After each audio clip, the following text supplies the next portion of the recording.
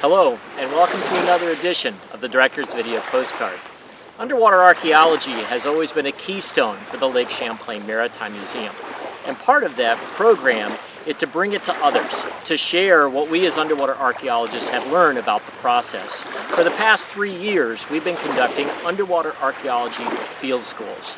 With me today is Chris Sabick, Director of Underwater Archaeology for the Maritime Museum. You've been involved with all 3 years of the programming. For you as an archaeologist, what's it mean to be able to teach people? I have to tell you, this is probably my favorite part of each summer, is the Nautical Archaeology Field School. Getting to share my passion and one of the passions of the museum with archaeologists who are learning their skills and learning if this is something they want to pursue as a career is really something special. As well as allowing us to do some unique and interesting research into the lake that we wouldn't normally carry out. So you're not only doing underwater archaeology, you're honing diving skills and also just the physical skills of what it's like to document objects underwater. Yeah, absolutely. Doing archaeology underwater is a totally different experience than doing it on land. And it takes a unique set of skills even beyond the diving, which is obviously an important part of it. But being able to write and take measurements and knowing what you're measuring underwater are all things that need to be taught and learned. And we get to expose students to those kind of activities. This year's site is really pretty exciting.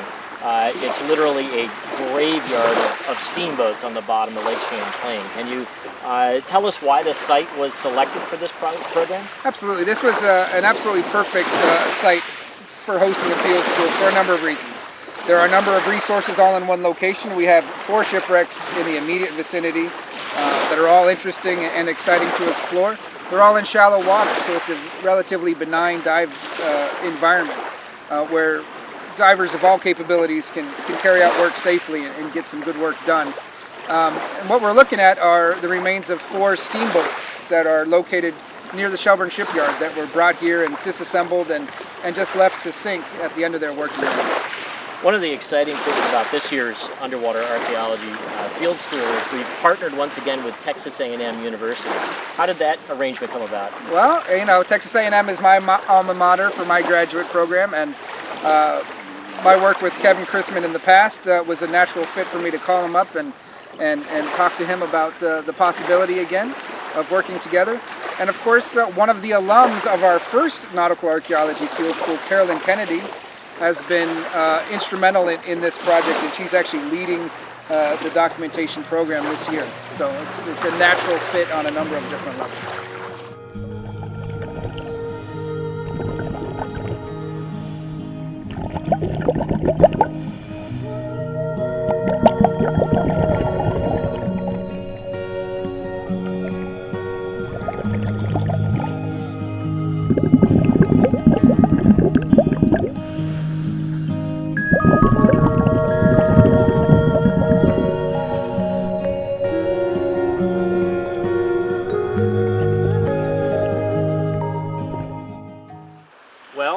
Professor Chrisman, welcome back to Lake Champlain. Well, thank you very much, Mr. Tichonuk. Yeah, you're no stranger to this area. How did you get started in underwater archaeology anyway? Well, I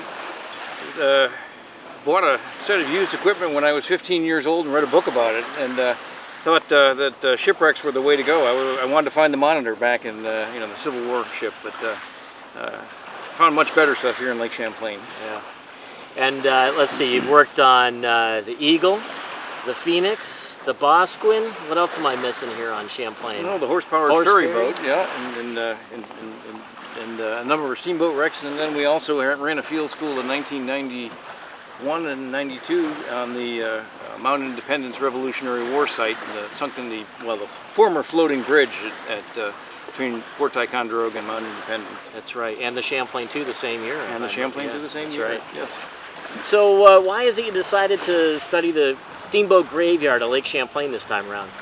Well, I've spent the last few years looking at an early Mississippi River steamboat sunk in Oklahoma, and one of our recent graduates from Texas A&M, George Schwartz, worked here with the Lake Champlain Maritime Museum in recent years on the wreck of the Phoenix, the restudy of the Phoenix, the earliest known steamboat wreck in the world. George and I were talking, decided it was time to get going on a book about the archaeology of steamboats, and so we're going to be looking at a number of different wrecks up to 1850, and we knew that these wrecks predated, at least some of these wrecks predated that, and we wanted to take a look at them. We've got 4 wrecks here. We really weren't sure what any of them were, and since we've gotten started in the last 2 weeks, we are fairly certain of the identification of 3 of them.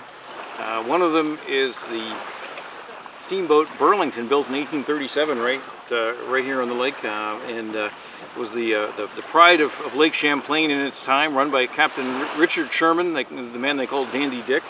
The vessel ran between 1837 and 1852, and at one time carried Charles Dickens, the famous English novelist, and he thought it was the nicest steamboat he traveled on in North America. And here it is in just a few feet of water waiting to be studied. Right next to it is the largest wreck I think I've ever worked on, the 200-foot long Whitehall, built in 1838 down at Whitehall, New York. That was also part of the Champlain Transportation Company's fleet up till 1852 when it was retired. And then the third wreck we've identified is the A. Williams, built in 1870, a small sidewheel steamer that ran for about 20 years and then ended up being stripped of its equipment and allowed to sink here in the harbor.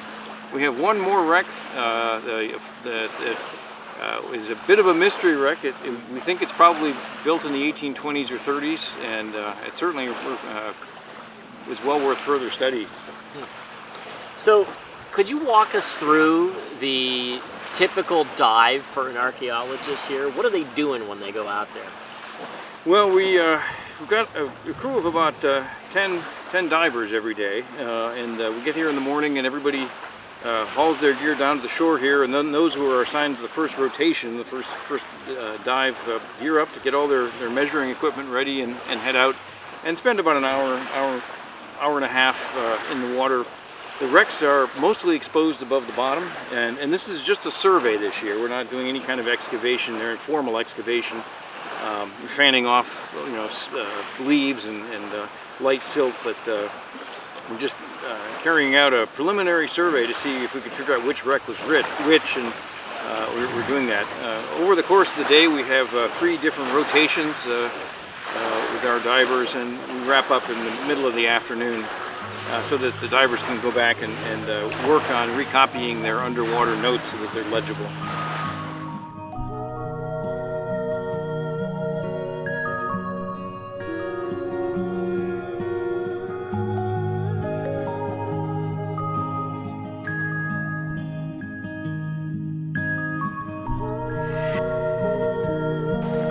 Thanks for being a member. Your support makes all of this possible.